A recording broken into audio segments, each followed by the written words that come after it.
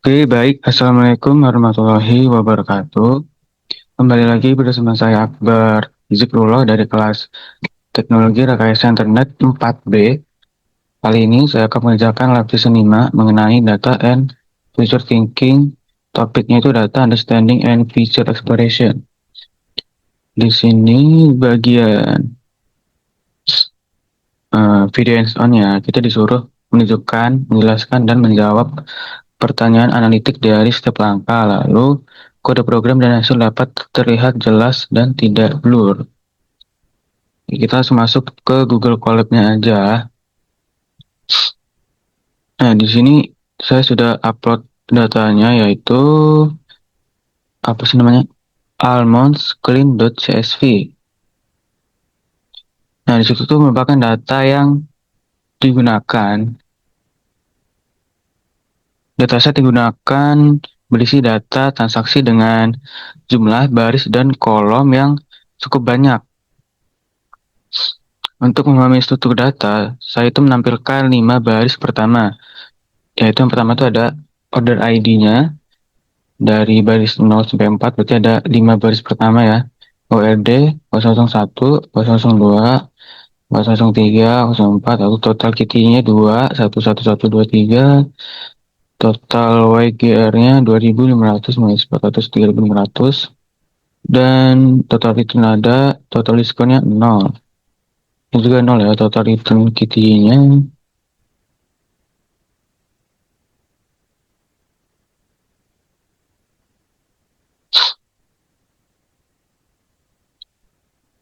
Di sini mana ya?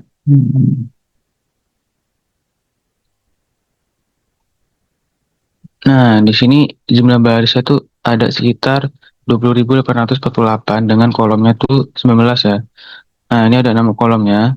Order ID, total KTI, total return, total diskon, produk kategori, 6 produk kategori, status pesanan, alasan pembatalan, opsi pengiriman, metode pembayaran, kota, provinsi, ongkos kirim bayar oleh pembeli, estimasi potongan biaya pengiriman, total pembayaran, perkiraan ongkos kirim, waktu pesanan dibuat, lalu source file. Ini ya, di sini ya dia.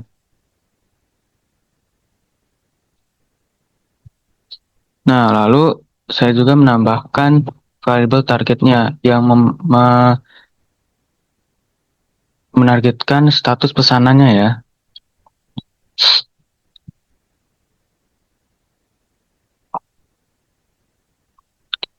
Kenapa saya memilih variable target itu status pesanan? Karena digunakan untuk mengetahui apakah pesanan itu dibatalkan atau tidak.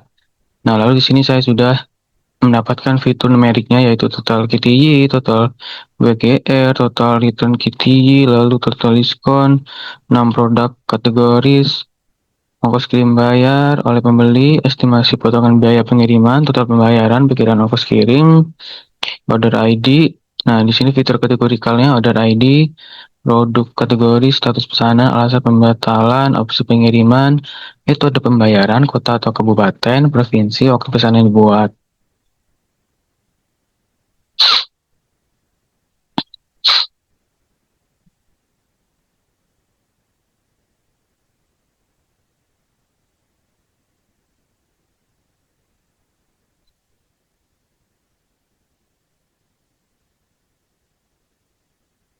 Yang kedua ada data peak processing. Pada tahap ini tuh saya tuh melakukan pengolahan data agar siap untuk dianalisis. Saya juga menambahkan beberapa fitur baru yang membantu dalam proses analisis. Yang pertama tuh ada fitur is cancelled yang digunakan untuk mengubah status pesanan menjadi bentuk numerik, di mana nilai 1 menunjukkan pesanan dibatalkan dan 0 menunjukkan pesanan selesai. Berarti 1 itu sama dengan dibatalkan, lalu 0 itu merupakan pesanan yang dibatalkan. Nah, selanjutnya saya juga menambahkan atau membuat fitur is COD ya, untuk membedakan metode pembayaran antara COD dan non-COD. Dan saya juga menambahkan fitur HOUR yang diambil dari waktu pesanan untuk melihat pola transaksi berdasarkan jam. Selain itu, saya juga membuat fitur high shipping, yaitu apa namanya ongkir tinggi ya, yang dimana dia itu untuk mengelompokkan ongkos kirim menjadi kategori tinggi dan rendah. Setelah proses ini dilakukan, dataset menjadi lebih terstruktur dan siap digunakan untuk tahap analisis yang berikutnya ya. Di sini ada outputnya. Ini data setelah processing 5 baris pertamanya sama.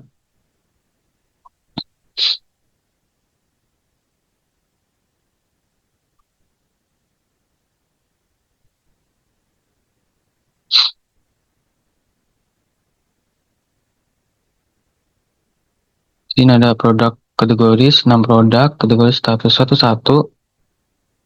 Berarti selesai ya. Kalau misalkan dia 0 berarti pesanannya dibatalkan, atau 3 juga dibatalkan.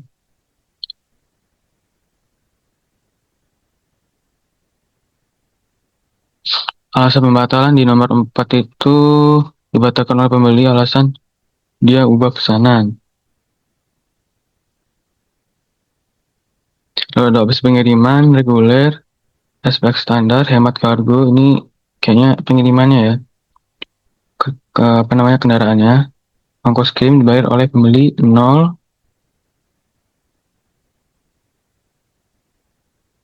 Ini ada estimasi potongan biaya pengiriman total pembayaran, perkiraan ongkos kirim, hasilnya seperti ini. Lalu di sini ada tanggal waktu pesanan yang dibuat ya.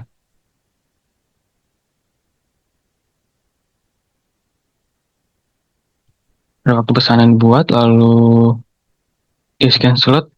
Kalau misalkan dia berarti sebentar.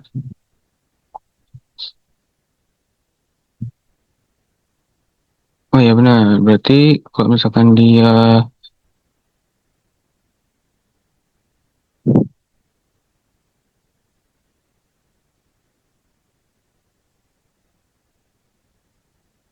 kalau misalkan dia pesanannya itu canceled-nya itu 0, berarti pesanan itu telah selesai ya. Ini ada 4 pesanan yang telah selesai, dan pesanan terakhir itu 1 karena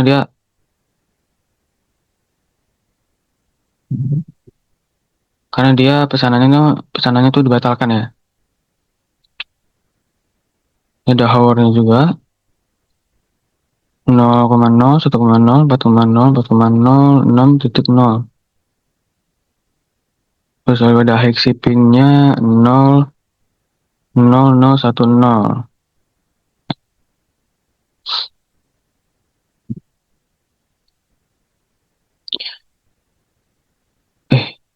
Lalu berikutnya ada fitur exploration ya. Dan di sini saya menganalisis beberapa fitur dengan pembatalan pesan. Fitur yang digunakan adalah metode pembayaran dan ongkos kirim, lalu jumlah produk. Nah, di sini kan hasil analisis menunjukkan bahwa metode pembayaran COD dan non-COD memiliki tingkat pembatalan yang hampir sama, sehingga tidak memiliki pengaruh yang signifikan. Sementara itu, ongkos kirim menunjukkan perbedaan yang cukup besar di mana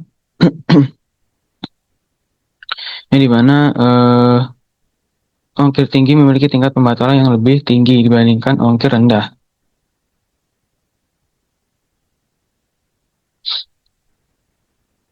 Untuk jumlah produk, terdapat sedikit peningkatan pembatalan pada jumlah yang lebih banyak.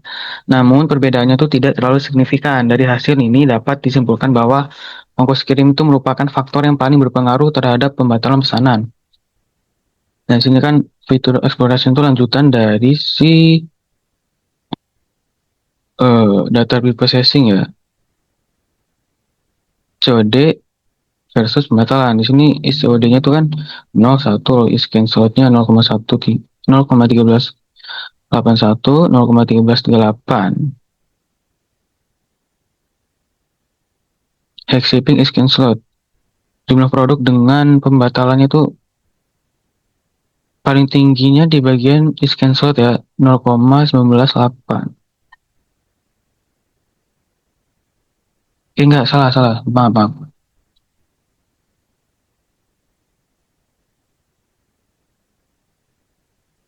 Oh, ini COD versus pembatalannya itu paling gede. 2, 3, 4, 5, 6, 7, 13, 81, 31 ya. Yang paling gede berarti is canceled-nya. Lalu ongkir versus pembatalan, jelas nilainya lebih besar, sekitar 0,19. Lalu di bagian jumlah produk versus pembatalannya, kita bisa lihat banyaknya cancel ya. Cancelnya itu sekitar 0,14.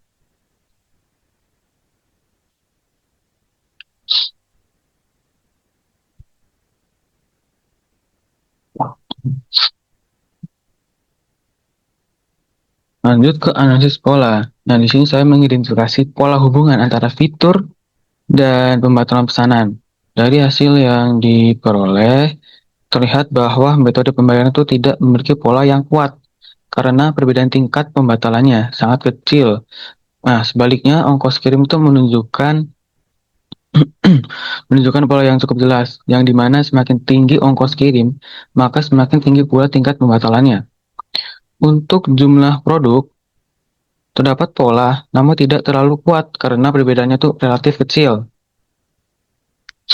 Berdasarkan analisis ini, kita tuh bisa simpulkan bahwa ongkos kirim merupakan faktor utama yang mempengaruhi pembatalan dalam dataset ini.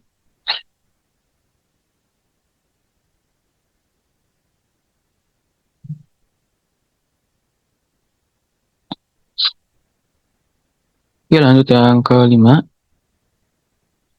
kita masuk ke segmentasi data.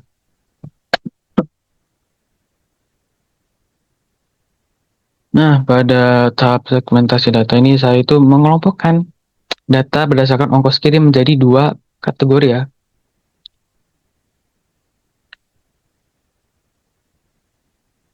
Tabel apa namanya? Segmentasi. Oh enggak, shipping group sama iscan slot. Saya mengelompokkan data berdasarkan ongkos kirim menjadi dua kategori, yaitu high and low. Ini ya, high and low. Hasil segmentasi itu akan menunjukkan bahwa kelompok dengan ongkir tinggi memiliki tingkat pembatalan sekitar 15,85%, sedangkan kelompok ongkir rendah sekitar 11,26. Berarti kita genapkan bisa 11,27%. Nah, perbedaan itu cukup signifikan dan menunjukkan bahwa ongkos kirim tinggi memiliki risiko pembatalan yang lebih besar. Oleh karena itu, kita dapat simpulkan bahwa kelompok dengan ongkir tinggi merupakan segmen dengan risiko tertinggi dalam pembatalan pesanannya. High and low.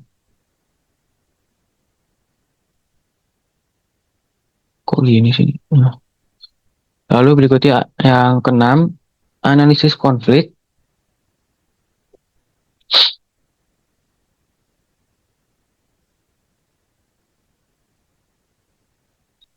Nah, pada tahap ini tuh saya mencari data yang sesuai dengan pola dan data yang bertentangan dengan pola yang telah ditemukan. Nah, data yang sesuai pola adalah pesanan yang memenuhi kondisi tertentu dan benar-benar dibatalkan, sehingga mendukung hasil analisis sebelumnya. Nah, sementara itu data yang bertentangan adalah pesanan dengan kondisi yang mirip tetapi tidak dibatalkan. Nah, hal ini tuh menunjukkan bahwa tidak semua data mengikuti pola yang sama. Dari analisis ini, kita dapat simpulkan bahwa pembatalan pesanan itu tidak hanya dipengaruhi oleh satu faktor saja, melainkan kemungkinan dipengaruhi oleh faktor lain yang tidak terdapat dalam dataset. Nah, ini data yang bertentangan ya. Di order ID bagian 005, kategorinya tuh ranjang, order, dan tempat nasi. Nah, ini statusnya dibatalkan. Ini alasan pembatalannya dibatalkan oleh pembeli. Lalu dia mengubah pesanan. Total pembayaran jelas nol ya, karena dibatalkan. Ongkos kirimnya 8.000. Ini ada waktu pesanan buat 2024-04-01 jam 6.12. Discount certain 1, ISOD 1, hournya 6.0, hack shippingnya 0, shipping groupnya low.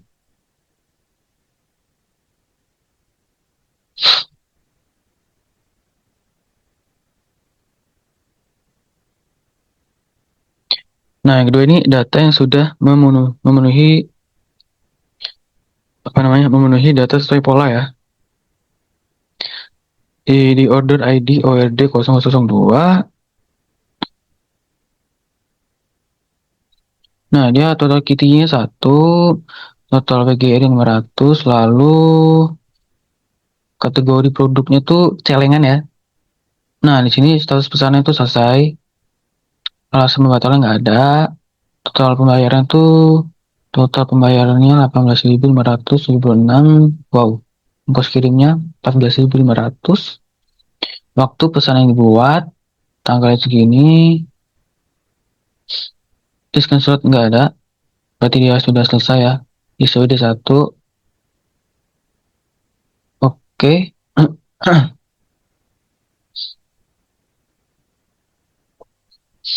Kita lanjut ke mana lagi ya? Refleksi ya. Apakah pola dalam data dapat dijelaskan dengan aturan sederhana? Nah, untuk polanya, menurut saya pola dalam data itu tidak dapat dijelaskan sepenuhnya dengan aturan sederhana karena banyak faktor yang mempengaruhi pembatalan pesanannya. Yang B, pada kondisi apa aturan tersebut gagal? Eh,